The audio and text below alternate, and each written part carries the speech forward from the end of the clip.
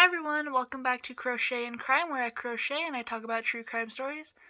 Today we'll be talking about Armin Maivis, otherwise known as the Cannibal Cafe Killer. And yeah, I'll put out a quick disclaimer. This story does talk about like cannibalism and it does get kind of graphic, so if you do not like any of that stuff, please click away from this video. And with that, let's get into it.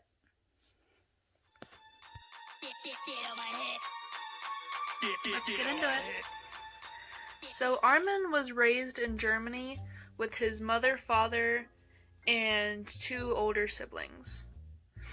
Armin stated that his mother was very controlling and would accuse his father of cheating like almost every day. Like they had arguments solely based on the fact that she thought he was cheating.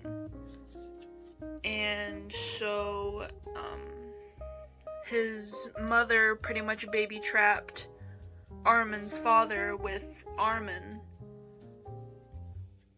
So Armin was the youngest of 3 kids.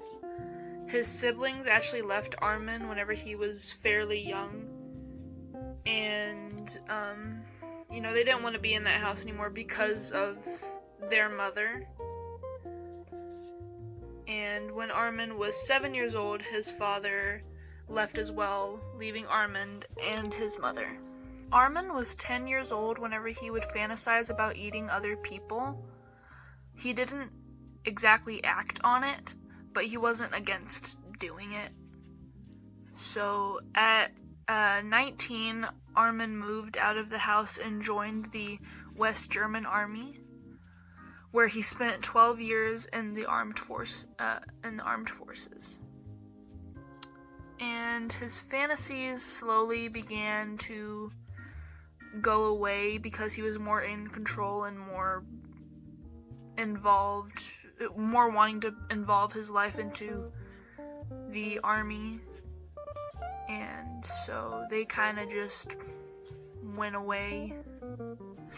Armin began questioning his sexuality when he would start friendships with other women but would not further the relationship. And so he asked his guy friends if they thought he was gay, and they were like, "You're supposed to figure that out yourself, buddy. We can't just tell you if you're gay or not. You're gonna have to figure that one out." And so he was just like, "Well, you guys aren't much help." So he went on to question himself, and he got himself into a depressive state because of it, and would drink on the job, and had gotten into 2 car accidents because of his drinking and driving. And so he was kicked off the army and went back to live with his mother. His mom was fairly old at the time, because she was 40 when she had him, or in her 40s when she had him, so she was like in her 70s, or like late 60s, early 70s, and she couldn't really do much in the house by herself, so he had to go and help her. Armin became a computer engineer, and he was pretty good at his job. So he was able to stick that as his career choice. And this was around the time where the World Wide Web was like brand new to people, and it wasn't as monitored as it is now. So Armin was perusing the internet, and he found a couple of websites where cannibals would talk about like their fantasies and stuff, and where they would meet up and be like, "Hey, I eat people." And Armin was like, "Count me in, give me a leg, Bethany, let's go." Armin ended up making a website where he would display his fantasies and make fake images portraying his dreams of feasting on others. there was a website where he would go to called Cannibal Cafe, and Armin was being a little crafty Karen and would buy meat from a butcher and shape it in the form of a human and take photos of it and post it on the Cannibal Cafe website and his own website. So a lot of people were like, oh my god, I can't believe that you've actually done this. Like, you're our hero. Can't believe it. And he would make up these stories on how he would actually do it, like how he would kill and do the things that he was doing to these imaginary people. So people would praise him because he was like the first person on this website to actually do something about his fantasies. On September 2nd, 1999, Armin came home from work and he went to go find his mom, which he did, but she had passed away in her sleep. And normally people would be like very upset that their mother had passed away, but Armin's a bit different. He was like, hell yeah, mom's out, let's party. Except he didn't have any friends, so he partied a different way, which was by turning one of the rooms in his house into like his cannibal lair where he would take his fake photos. And Armin decided to take his fantasies to the next level, and he advertised on the website that he was looking for a volunteer. Like a volunteer to be, like, eaten.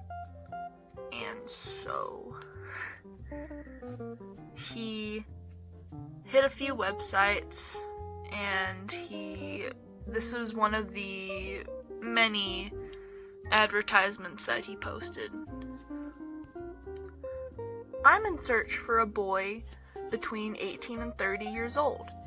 If you have a normal built body and you are willing to die, then come to me. I'm butchering you and eat your horny flesh. Romantic, right? I mean, you gotta give the guy an A for effort. You know, English isn't his first language.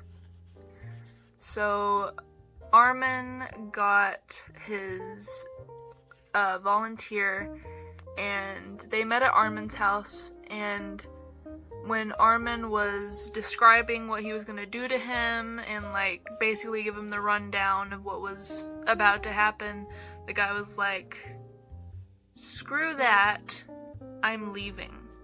And so Armin was like, okay, you wasted my time, but okay. So Armin goes back to being his little crafty self and posts more pictures and advertises.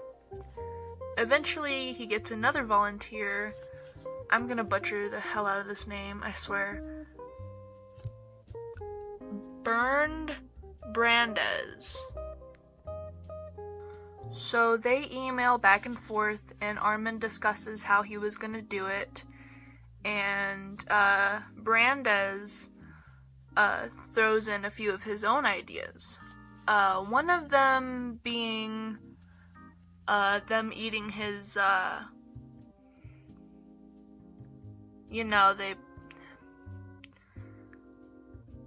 they would consume it together, is basically what he was proposing.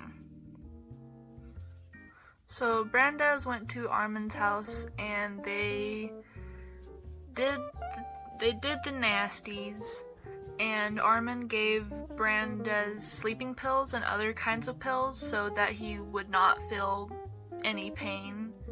Very considerate. Very, very considerate Armin was, very, very considerate. And so Armin sets up a video camera, hits record, and they start with his. So they enjoy a lovely meal together. they didn't like the taste, but, you know, so it was pretty disappointing, you know, going out knowing that your wiener tastes weird. That's gotta be rough, you know. Brandes was bleeding like a lot, so Armin took him into the bathtub and ran some water on him, and he waited it out while he was dying from how much blood he was losing. And, you know, he got bored, read a book, you know, while his meal was dying in a bathtub, you know. So about 3 hours later, and Armin was like, okay, you're taking too long, I'm hungry, I had non-edible wiener earlier, I'm not so happy. So, yeah, he gave him a kiss and slit his throat. So, after Brandes passed on, Armin got to work and really Gordon Ramsay'd the hell out of this man. And after he made his 5-star meal, he described it in an interview as strange at first, and how he waited 40 years to do this, and how he was satisfied with the taste and the feeling of actually doing it the way he wanted to do it. Over the next few months, he would eat pieces of Brandes, and he would save like a large portion of it, but he was running low, so he would post the photos of Brandes on the websites, people would go bananas, and then he would advertise for another volunteer to, like, come on up, next person. And so an Austrian student sees this and is like, screw that, I'm calling the cops. So on the morning of December 10th, 2002, police made a visit to Armin's home, and at first they did not see anything until they looked in the freezer, and under some boxes they found 50 pounds of meat. Armin said it was pig meat, but the police got a closer look and saw some flesh still on it, and they got a closer inspection and saw that it was a dude. And Armin was like, yeah, you caught me. He told them everything he had done and how he did it, so police arrested him, and on January 30th, 2004, Armin was convicted of manslaughter and he was sentenced to 8.5 years in prison. And people were rightfully upset, and, you know, Armin gave him to him straight. He was like, you know, Brandes wanted this, you know, I did nothing wrong. And so, people made enough argument to where, Armin was convicted of murder and sentenced to life in prison on May 10th, 2006.